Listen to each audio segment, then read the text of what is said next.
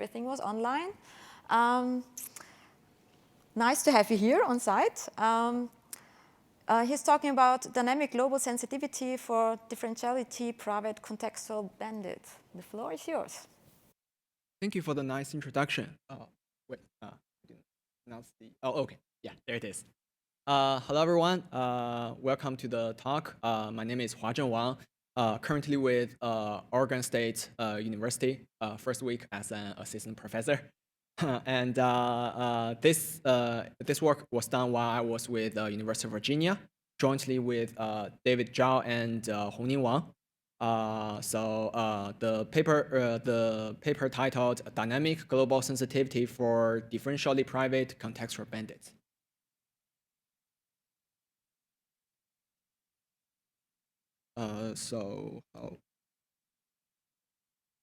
The green one. Oh, the big one. Okay, yes. Thank you. Yeah. So I guess some of you are familiar with Bandits for recommendations, but here's a bit of background knowledge. Bandit algorithms basically views recommendation as a sequential decision-making problem or an online learning problem, where at each iteration, the recommender system recommends an item, or called an arm, from a candidate set to the user, observes users' reward feedback, for example, like or dislike, 1 to 5 stars, something like that, and updates its model based on this reward immediately to improve for future recommendations.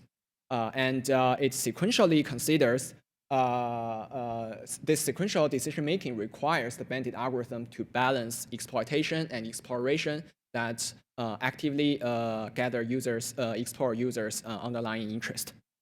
One key, the key goal of the Bandit algorithm is to minimize the regret, basically to maximize the best recommended item over the time.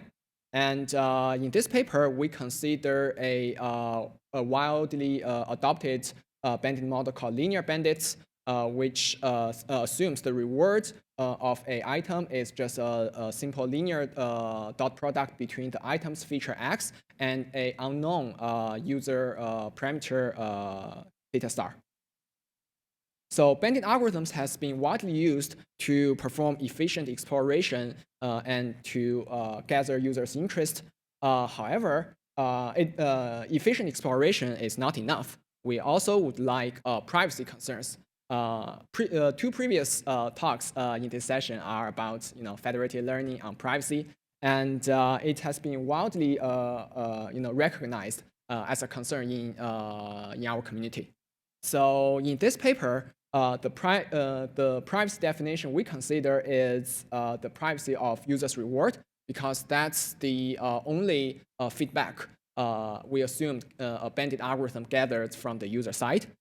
So we want to make sure that our recommendation could preserve the privacy of users' reward feedback and against a potential adversary's extraction attack. So there are some works also considers privacy for both context or the features, item features, and reward feedback, but it's not considered in our paper. So a quick introduction about differential privacy, which is the notion we adopted in this paper. So the key idea is that algorithm or a mechanism is differentially private if we consider two neighboring inputs which only differs in one data point. The output distribution would not differ that much. So that by observing the algorithm's output, or basically the recommendation sequence, the adversary cannot differentiate whether a reward is presented in our setting. So in such sense, the privacy is preserved. And the key idea would be, making the algorithm randomized or injecting noise to it. So previous work on differentially private linear bandits basically considers the idea says I have this linear regression estimation, and I want to add sufficient amount of noise to the closed form solution of linear regression, and it can achieve so-called epsilon differential privacy guarantee. The algorithm considers the classic upper confidence bound strategy to make recommendation, which quantifies the uncertainty of the reward prediction. The additional red term is due to the privacy mechanism. And it has this regret where the red term is the added regret in order to achieve epsilon differential privacy. So what would be the privacy mechanism there? How do we really inject the noise? So this is a classic method called tree-based mechanism that basically views the noise injection as a partial sum process, where because in previous works in linear regression, we inject noise to this sum statistics of the rewards. And it basically separates the total sums into log t partial sums and add noise to each of the partial sums. The noise should scale with the sensitivity and privacy budget epsilon. And this sensitivity is the key research target in our paper. The sensitivity is basically quantifies the maximum output change if your input differs in one specific data point, or basically how sensitive your noisy statistics would be. And in the previous paper, because the noise is directly added to this BT term, it's basically as much as directly add to the noise term, the reward term, the sensitivity is a constant.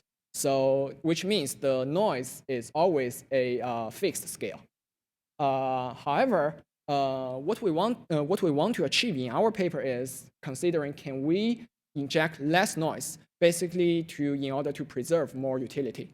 Our key idea is this: because in this online linear regression, with t goes larger and larger and more data we collected, our theta estimation is getting more and more accurate, converging over time, and we actually need less noise over time. So that's the key idea of our paper.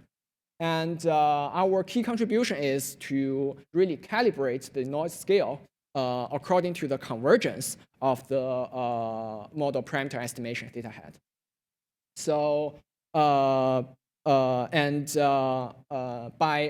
quantifying how much noise we need to add, and by directly adding noise to this theta hat t, we observe a sequence of privacy-preserving parameter called theta hat tp. So with this in mind, we follow the similar upper confidence bound-based selection strategy that is using this privacy-preserving model parameter to predict the reward of an item and also quantify its uncertainty in this confidence bound CB term. Again, the red term are due to privacy-preserving mechanism. And the key technical challenge is how to analyze this dynamic sensitivity or the convergence of the parameter estimates. So here we made a mild assumption on the environment, that is the context is diverse. And based on this assumption, we show that with high probability, our model estimate theta hat t can be bounded with potentially only one reward difference, or here is the S and S primes different reward sequence. And by looking at this dynamic sensitivity delta t, we again apply the tree-based mechanism, but now using a dynamic sensitivity to inject gradually decreasing noise over time. And we show, our theoretical analysis shows that the algorithm is epsilon delta differentially private. Note that this is slightly different from previous work, which is epsilon differential privacy, because our dynamic sensitivity bound is a high probability correctness bound that is correct with 1 minus delta probability. And we also perform theoretical analysis on the result, which shows that, again, the red term is the added regret. It's a bit complicated, but a short takeaway is that the additional regret is smaller than previous work in a factor of log to the power of 1.5 t than previous work. Yeah, but although again our privacy is epsilon delta dp. So we conduct some experiments to verify the effectiveness of our algorithm. First is a simulation result where we sample 1,000 random items, run algorithm for 1,000 iterations, setting epsilon to 2 and delta to 0.1, and we compare the different algorithms. The blue curve is the non-private version, which has the smallest regret, or basically the best recommendation quality. And because of privacy mechanism, we suffer some added regret in the green and our algorithm and the baseline, the orange curve. So again, we see that we can preserve more utility. And also on the right-hand side is the L2 difference of the parameter estimation. So again, because of the less noise is added, the private theta is more accurate. We also conduct a real-world experiment on a Last.fm dataset, artist recommendations. Note that it has much longer iterations. It has 96,000 data points. So we can see a significant improvement of our algorithms because with more data, the model converges better. So less noise is needed. As a summary, we perform a dynamic sensitivity analysis for linear bandits that leverage the model convergence to achieve differential privacy. And we perform regret analysis, quantify the added regret due to privacy-preserving mechanism. So some interesting future work we are considering includes dynamic sensitivity for local differential privacy, which can be naturally adopted to the federated learning setting.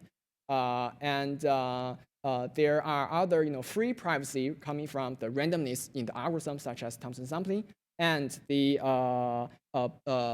lower bound analysis, that is the required differential privacy, required noise and regret that is necessary, unavoidable to achieve DP.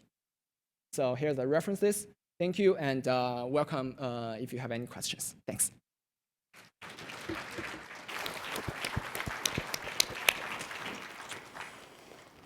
Yeah, we have time for questions, and there is a question. What is the maximum reduction in noise reduction allowed before privacy is no longer protecting? How close to that boundary does this dynamic reduction get? Oh, that's a very good question, and unfortunately, I have to say I don't know because that's part of my future work. That is we want to understand the lower bound of added regret to achieve differential privacy. But I want to claim that there are currently a lot of work in this line, keep making steady progress, injecting less and less noise while guaranteeing epsilon dp, which is a formal privacy guarantee. So I would say we can answer that question once we have understanding on the lower bound. Okay, I would have asked a question about the lower bound as well, but yeah. I have one more question, a last question. Could you also imagine, like with this dynamic approach to an offline setting, for instance, training neural networks? Yes, very good and very interesting question. Actually, while our paper considers this considers this model convergence naturally happens in the online learning setting, similar idea has been explored in training offline neural network, where this line of idea is called adaptive gradient clipping, that also keeps tracks of the sensitivity of the gradient. Because as we also see that in offline training with later epoch or later training stage, the change on the scale of the gradient or the change of the gradient getting smaller and smaller due to model convergence. And similar idea has been explored to leverage this dynamic sensitivity in this SGD algorithms. Yeah. So a very nice question. Yeah. Okay, thank you. For more questions, go to the platform. So let's thank our speaker again.